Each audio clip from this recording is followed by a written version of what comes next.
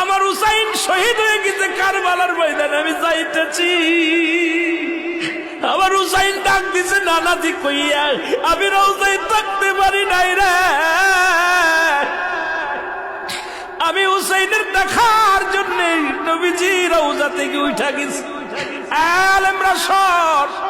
ইবনে আব্বাস বলে আমি স্বপ্নের মধ্যে দেখেছিলাম আমার রাসূল ডাকতে বলে, মক্কা মদিনার মানুষেরা রে আর ঘুমাস না, আর তোরা ঘরের মধ্যে থাকিস না।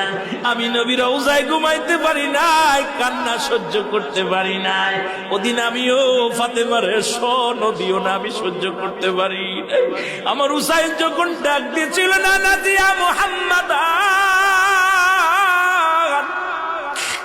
মুহাম্মাদান করে যেদিন ডাক দিয়েছিল রে, সেদিন আমি নবী রওজা থেকে পাগলের মতো উঠে কারবালা পর্যন্ত চলে গিয়েছিলাম।